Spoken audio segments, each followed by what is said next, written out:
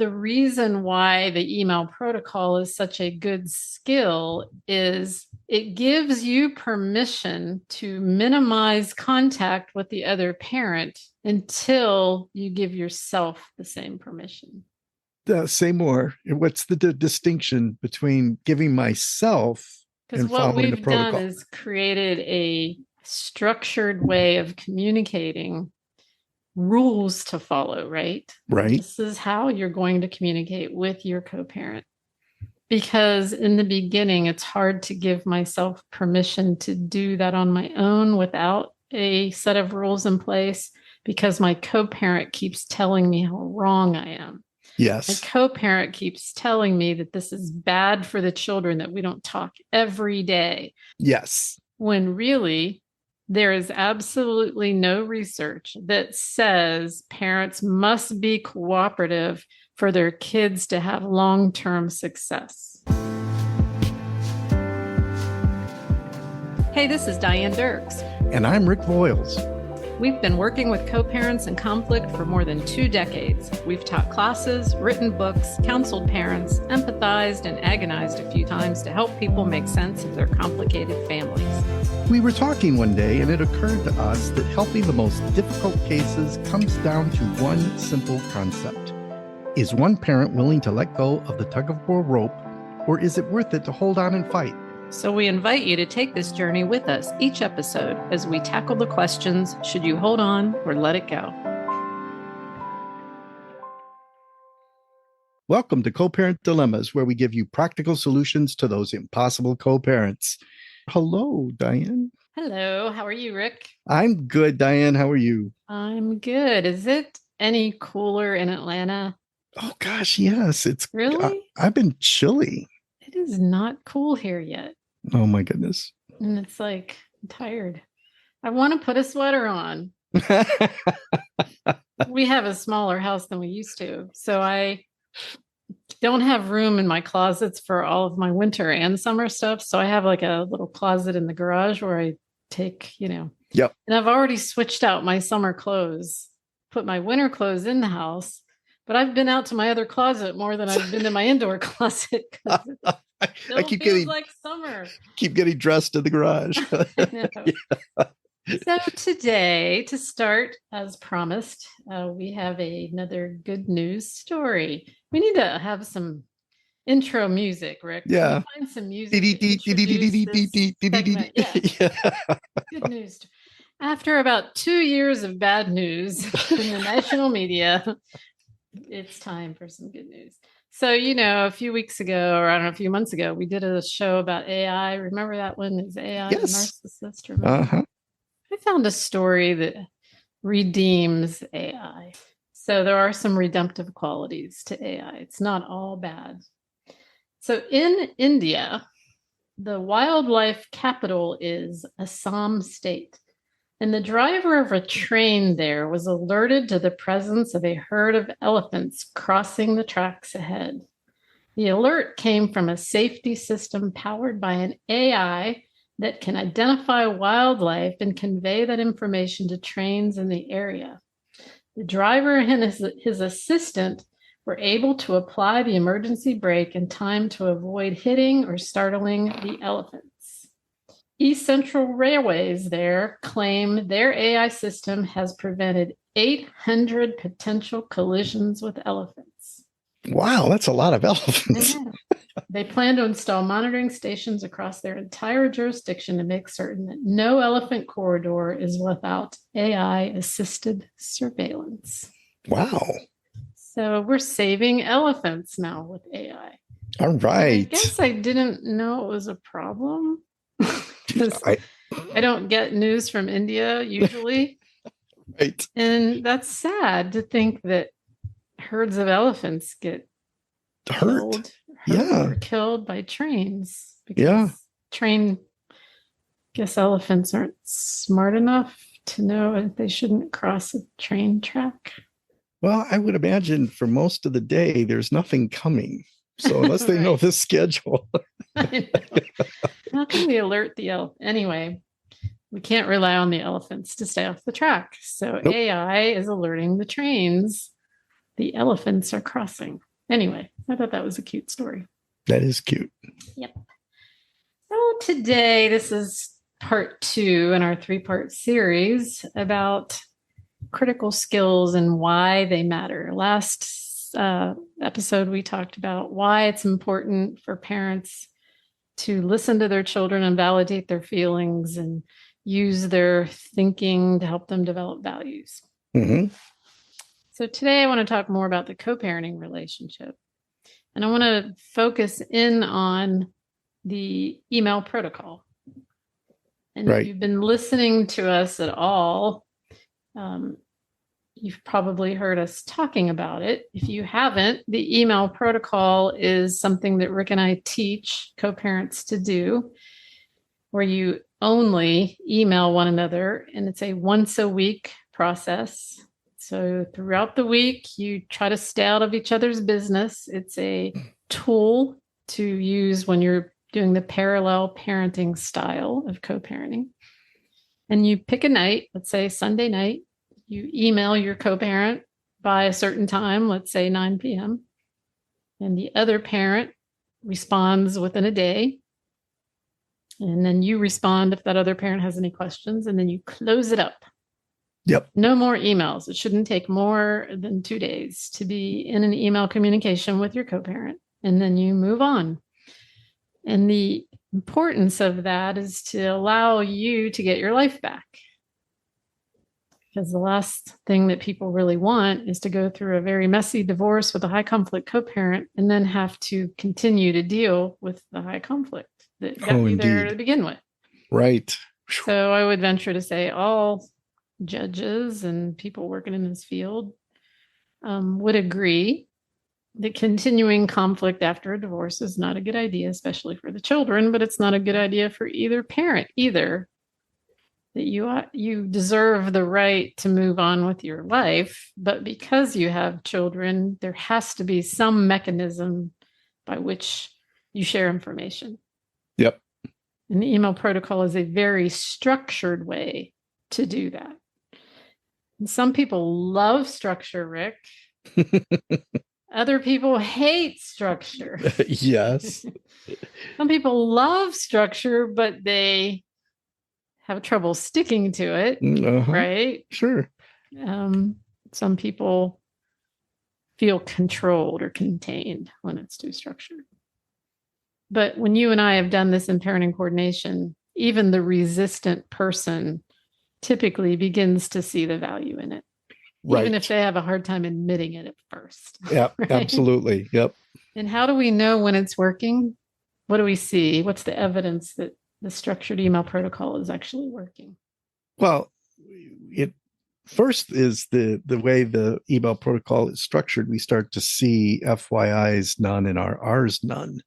Yeah. That's the first indication. The second is that the other parent begins to successfully remove the X out of their head.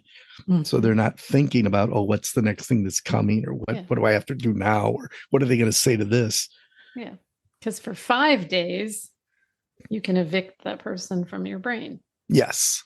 And then for 2 days, you have to respect the co-parent relationship, is what we call it. Not just tolerate them, but those are the days where you are respecting the co-parent relationship and giving information, receiving information that you need to do in order to take care of the children. The reason that I thought it was important for us to talk about this with regard to a skill and why is because I frequently get emails from people that tell me they've used it, but it's not working. Yeah. Which tells me sometimes that people don't understand the real goal, right? So I thought I'd use this email from Emily to point this out, because this is typical of what a lot of people write to us. She said, "Thank you for all you do to help co-parents. I am newly divorced and I have tried to get my ex to listen to your show, but he won't. I also sent him a copy of the email protocol, but he said he thought it didn't promote good co-parenting. He wants to do things his way, which means telling me when to communicate and how to interpret the parenting plan. It doesn't matter to him what I think. What do I do when he thinks he is smarter than all the professionals out there? It's very frustrating." She wants to fix him. Is he fixable, Rick? No, he is not Well, fixable. not by her. No, exactly. His Yeah. new wife might fix him, Oh, but I don't know. ex-wife, not gonna No, fix him, right? no. And one of the things that intrigued me about this is right off the bat, I've tried to get him to listen to your show, but he won't. Oops. Why doesn't that work, Rick? Well, they're not going to take advice from the ex. It probably doesn't want to take advice from us, let alone Yeah. the ex telling It's them, you need to kind of listen to this. like, let's say that you said to Janet, Rick, your wife, hey, I'm going to send you a link on how to lose weight. How would Uh, that go over? I could respond, well, I'm willing to support you in that plan, honey. No, Thinking you sent it to that, her. oh, You sent her a link. Hi, oh, honey. I'm sending you a link that tells you how to lose weight. What can you expect back from her? if I'm lucky, just an angry snare. But Not divorce papers. what are you trying to say? What are you trying to tell me? Are you saying I'm fat? Do I look fat? I'm trying to say that whenever you suggest something to someone that is saying to them, you're not doing this good enough, and you need a link, you need advice, you need help, Uh, nobody responds well to that. nobody. You know what I mean? So when you send your co parent a link to a podcast that says, co parenting dilemmas, how to figure out between the impossible and non impossible, number one, he's probably not going to listen to it. But if he even looks at our description, he's going to roll his eyes and go, no way. I'm fine. I'm a good co parent. I'm not fat. I'm not impossible. What are you saying? Impossible. You're the impossible one. So, Emily, we're not making fun of you, but yeah, of course he's not going to listen. And then you send him the email protocol, which we do suggest that you do. But Right? why do we tell parents to send the other parent the email protocol? Oh, yes. You send it to give them a heads up that this is what you're going to be doing. Right. Not so they're what you not expect shocked. them to do. Yeah. Because it is structured. Like you said, there are 3 pieces to it. Here's the answers to your questions you gave me last time. Here's my, for your information, statements that don't require response. And then here's my requested response statements or questions. And if you've been used to writing paragraphs and paragraphs to each other, and all of a sudden they get this bulleted Yes. list underneath these weird headings, their first thought is, oh, she got an attorney. Right. Her attorney's telling her to do this. Oh my gosh, could create some unnecessary conflict. Mm-hmm. So it's better to say, hey, I found this as a co-parenting strategy and I think I would like to use it. It would be great if you would use it too, but I just wanted to let you know that from now on, this is what my emails are going to look like to you. And I'll probably follow this once a week thing unless there's an emergency. Yep. So please, if you text me, I probably won't respond to your text until the weekly protocol, unless it's an emergency. So basically, what you're doing is you're sending it to them as an FYI, and you don't require a response back. No. And you could get any number of responses back. Oh, yeah. Right. So one of the reasons, Emily, I think it didn't work when you sent him that, he said he thought it didn't promote good co-parenting, which tells me that he thought you needed to talk more than that. Yes. He wants it to be more flexible. Mm. He wants to send you an email anytime he feels like it. Anytime, and as many as he wants. And he wants to tell you what to do and when to do it. Yep. He wants to control you. Yep. But I'm assuming there's a reason you divorced him. Or maybe he divorced you. But if you continue to do life like you did, you won't be divorced emotionally. Right. You will only be divorced on paper. You'll be Hmm. living in two different homes, but you'll still be in conflict, which I can tell you is not good for the kids. Not good for you. Right. It'll be hard for you to move on with your life. So, Emily, what I'm hearing in your email is I really want to know not what to do when he thinks he's smarter. There's no answer for that. What you're wanting to know is how do I manage this conflict when he's the aggressor? Yeah. How do I Right. protect myself? Yeah. How do I carve out some small slice of peace in the midst of this chaos? Right. So, Rick, why don't you talk a little bit about boundaries with a co parent and how they're different from the boundaries you may have had in the relationship or the marriage with that same co parent? What has to happen? Yeah, so imagine two circles. One's you and one's them. Before you met, right? They're completely separated. They don't touch in any way at all. Once you become a couple, then the like a Venn diagram, they overlap a little bit. So there's a space, there's a third space. This is me, this is you, and that third space now represents us as a couple. And the purpose of the couple relationship is to nurture that us. It's a third entity. Well, when that doesn't go well, whether we don't know how or it can't be done, then we end up separating. So it's as though we would never met, ideally, right? We're two separate, independent individuals once again, just as we were before we met. There's no us anymore. When we have a child, the circles don't come back and overlap again, and we put a child in the middle. No, a third circle is the child, and that child circle on one side overlaps the one parent circle. The circle for the child overlaps the other parent circle, but the parent circles do not touch. We're divorced, we're separated, we're two separate, independent individuals. The only thing that connects us is the child, though we're not connected. Right. And I will put that diagram in the show notes because I know it's hard Hard to visual. to visualize this, but it's a very good explanation about what should happen. And what he wants, Emily, is for the two of you to continue to overlap. Yes. And what we're saying is he should only be overlapping with your child. Yes. You should only be overlapping with your child. Because if you continue to overlap, what does it look like, Rick, when new people, new dating relationships come into the mix? Oh, gee. Well, hey, we have two more circles, which becomes even harder to visualize. And we're all overlapping with everybody. That's right. Talk But about being messy. Right? but if you don't get that healthy divorcing boundaries in place, then you're going to risk the new relationship. It's hard to have an us when I've still got a complicated, enmeshed X on the one side. Right. It's very hard to nurture a new us Right. with someone else. So we highly recommend before you start dating at all, you get this boundary in place. Yes. And you have practiced it for a while. So there's not much that will get you off your game and cause you to overlap again.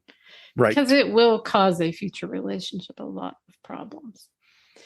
So the reason why the email protocol is such a good skill is it gives you permission to minimize contact with the other parent until you give yourself the same permission. Say more. What's the distinction between giving myself because and what following the we've protocol? done is created a structured way of communicating, rules to follow, right? Right. This is how you're going to communicate with your co-parent. Because in the beginning, it's hard to give myself permission to do that on my own without a set of rules in place because my co-parent keeps telling me how wrong I am. Yes. My co-parent keeps telling me that this is bad for the children, that we don't talk every day. Yes. My co-parent keeps telling me our kids will not be okay if we don't act much like we did before. Yes. Or even better, which is a big ask. And unfortunately, there's a lot of misinformed professionals that will sometimes tell you the same thing, and Right. that's not good.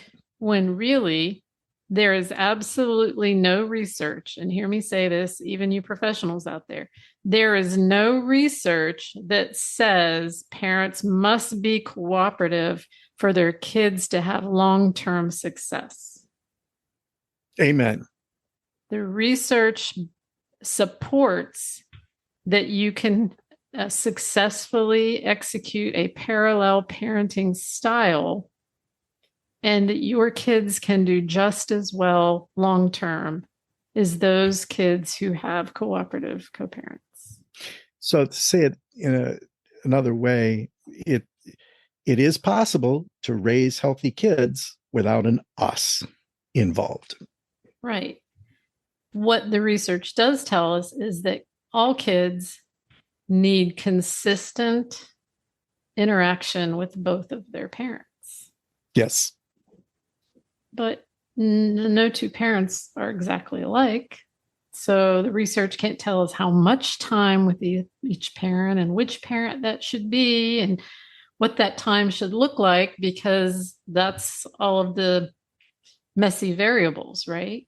Mm-hmm. But the one thing we know is that kids need consistent, repetitive time with each parent. And as long as there's not conflict that gets in the way of that valuable goal, kids can do amazingly well. Yes. Right? So we're here to say to you, Emily, don't do this to try to fix him. Don't engage in the email protocol hoping he'll get better. You engage in it to teach yourself how to do it until you're ready to give yourself permission. In other words, you're ready to say, yeah, this boundary I'm setting with him is healthy. And it's not only healthy for me, it's healthy for my kids. Yes. Until I feel that, I'm going to trust Diane and Rick that if I do this, I'm going to be okay. Yes. Hey listeners, the holidays are upon us, and I want to share an exciting gift you might want to give yourself, a friend, or a loved one. After many years of working with co-parents, I'm excited to announce that starting January 1st, I'll release what I'm calling the Daily Devotional for Frustrated Co-Parents. When you subscribe, you will receive each day's devotional via email, Monday through Friday, to help you start each day with a good thought or a word of wisdom. I believe it will not only assist you with your difficult co-parenting relationship, but also help you grow in your relationship with God. As a longtime Christian, this has been a life goal of mine to create a Christ-centered approach to co-parenting. If you're not religious or follow another faith, no problem. I think the devotional has enough practical information in it to make it valuable to everyone. Or maybe you know someone who could benefit from it in their faith journey.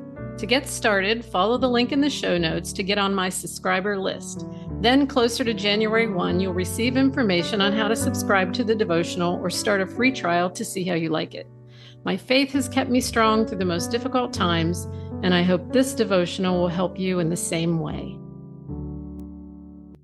Now, that doesn't mean, Emily, that he won't get angry with you and he won't write you nasty emails and say horrible things about you. And that's where you have to just trust the protocol and not get hung up on the words and the emotions. And that's not easy for a lot of people, because he knows exactly which buttons to push.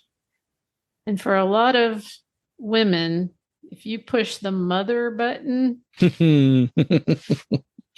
we can really just fall apart. So when your co-parent says you're a terrible mother because blah, blah, blah, man, that flies all over us as moms. Yep. But you have to be able to take that, knowing that setting a boundary with him is going to be more important than anything he says to you. Yeah. In the long run. Yes.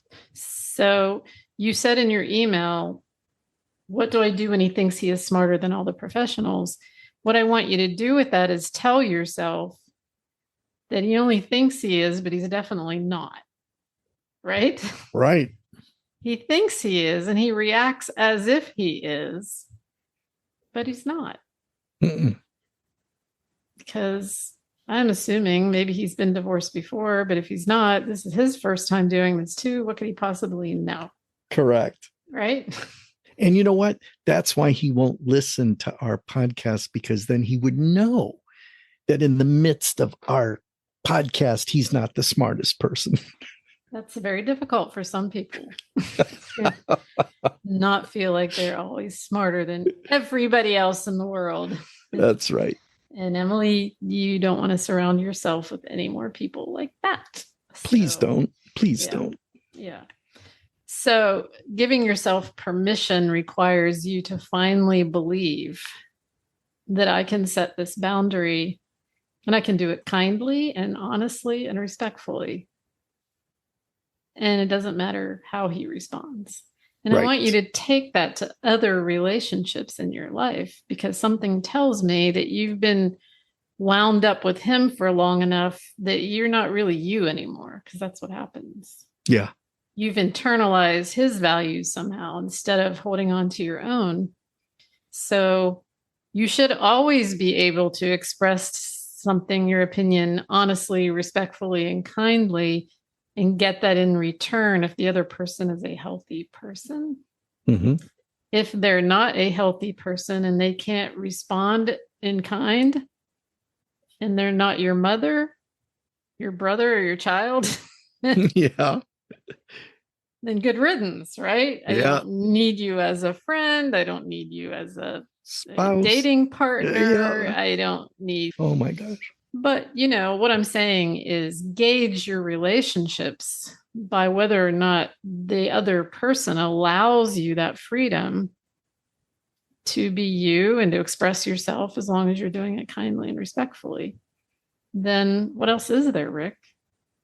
Yeah.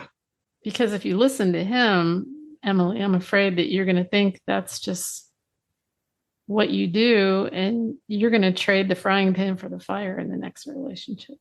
You know what? I could safely say that if he were the smartest person in the room, he wouldn't be treating you this way. Yeah, exactly.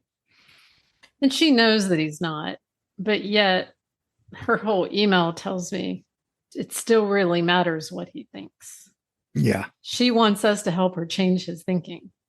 Mm-mm. We can't do that. No. But we can help you change your thinking. Yep. Because you're the willing one, right? He's not willing to learn, but you are willing. And so the purpose of the email protocol is to give you a way to exercise this until such time you don't need the protocol anymore to exercise it. Does that make sense? It does. Yeah. And you know what? A lot of times what I see, people are afraid to engage a structured email protocol because they'll hear from other person, oh, that's too rigid or that's too restrictive, when really it's not. It's structured, and structure always lowers anxiety for everybody around. Right. But the biggest fear I hear is I'm going to get in trouble with the courts if I do this. And I want to shift the perspective. If it doesn't specifically say in your parenting plan that you can't do something like this, or it orders you to do something that makes it impossible to do weekly emails, then you're free to do it. Yeah. Yeah.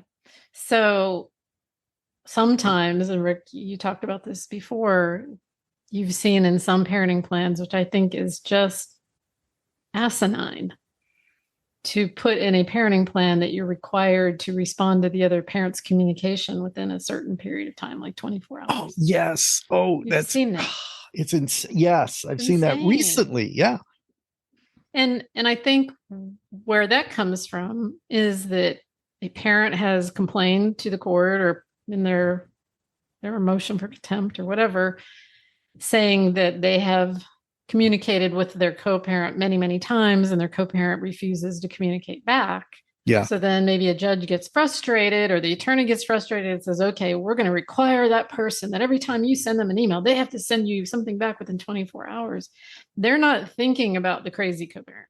No. They're not thinking about the impossible co-parent who will use that to absolutely drive their co-parent crazy. Meaning I'm going to send you 14 emails and 23 texts today, and I'm going to be keeping track of whether or not you're answering each one within 24 hours. The clock starts. That makes it like 100 times worse. Yes, I've So seen if that. you have something like that in your parenting plan, I hope it's not being used against you, but if it is, please, please, please get it changed, because that's ridiculous. Now, many people that we know use parenting apps like OFW, Our Family Wizard. Yep. And that's okay. This protocol can be used within Our Family Wizard. I have many clients that do that, and they do it well. So it doesn't matter what the app is, whether you're using Gmail or Yahoo or OFW or Talking Parents or what are the many different ones that are out there. This protocol can still be followed within those apps. So don't let that throw you off either. But like you said, most parenting plans just require you to have conversations around the major areas, right? Mm-hmm. Yep. I know in Georgia, there's a sort of a standard clause that you will have a good faith discussion with the other parent when it comes to making major decisions. But rarely have I seen any language about how you should communicate on the regular unless it's our email protocol. Right. Or something like it.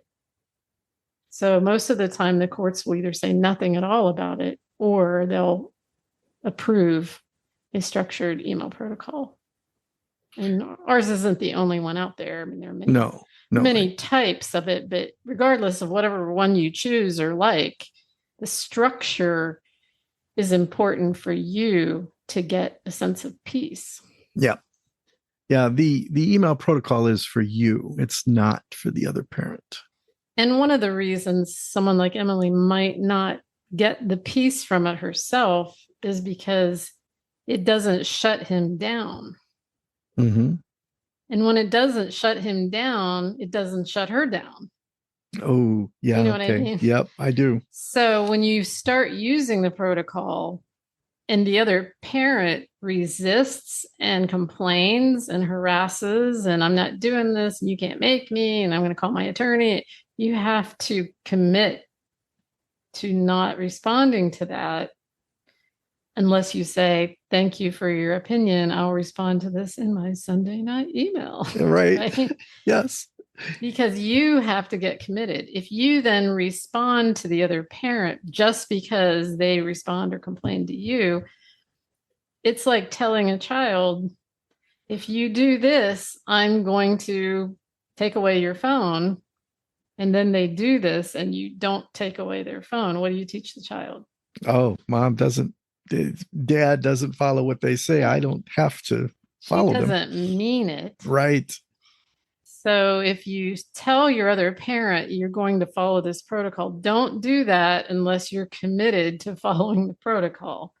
Because the minute you say you're going to do it and then you don't do it like you say you're going to do it, all bets are off. They don't believe you. No. He didn't really mean it. She didn't really mean it. And then they lose respect for the whole thing. And they feel empowered to walk all over you. Yeah. Right. But if you stick to it, like we say, regardless of what they say back, Sunday night, you faithfully send that email, and you do have to commit to it. Don't say we're going to do this and then 2 Sundays go by and you forget. No. Because in your email to the other parent, you should say, I'm going to reserve these 2 days to show respect for our co-parent relationship. Use that phrase. Because what you're saying to him or her is, I do respect the relationship because they include our children and I have to. But the other 5 days, I got other things going on. That's right. That's my rest of my life. Yeah. Yeah. So don't commit to this and then not do it yourself. Because what you're saying is, I don't really need to talk to you. And that's usually what causes the other parent to feel minimalized or marginalized or alienated or all of those things that they accuse you of, because you're not showing respect for them in their parenting role. Even though you might not respect them as a person, they deserve the respect as a parent, even though you don't respect them as a parent, maybe. Does that make sense? The court has forced you into this relationship and you don't have a choice. You don't have a choice. And I think that's the other problem that often comes up in order to create peace or try to get separated from this crazy ex. Oftentimes the response is silence. And I'm not going to talk to you and I'm not going to answer you.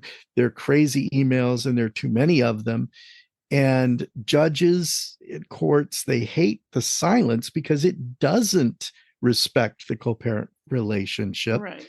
It doesn't offer the possibility of a open line of communication in case the children need something. So the opposite of it just ends up being two extremes. I've either opened the gate wide and you're constantly in my life, or I've closed it tight and you're never in my life. The structured email protocol is that happy structured medium in between. And say more about that as we close this up, Rick, about the open access fallacy. Yeah. So when you're a couple, remember those circles overlapping? A part of the couple contract is I have open access to you. That if you're not home on time when you said you were going to be, then I get to text you 50 times and see if you're okay and see if you're not in an accident. Look at your phone and see who you're texting, right? Right. I mean, get to know where you are most of the time. At all times, right. And I'm call you anytime I feel like it. Anytime, if I'm sad or if you're anyway, I'm mad at you or I'm sad. But once the couple contract is over, a lot of exes believe that they still have open access to you because we have children. And that is not true. That is not the case. And they will abuse that open access in the name of the children to drive you crazy and abuse you. Yeah. I should get to just name call. Yep. I should get to just tell you how stupid you are. I should get to, because that's what I did in marriage. Right. Gee, I wonder why it failed. Yes. Right. All right, Rick. Next episode, we're going to wrap this up and talk about another important skill that I haven't yet named, but we'll keep it a secret. People want to listen. We will wrap it up. And it will have to do with both parents and children. There you go. Okay. Makes sense. All right. Good talking with you. And we'll chat with everybody out there next week. All right. Bye-bye, everybody. All right. Bye. The information contained in this podcast is generic. It must not be misconstrued as constituting legal or psychological advice. Decisions relevant to any specific individual, family system, or case require the direct evaluation of skilled, child-centered professionals.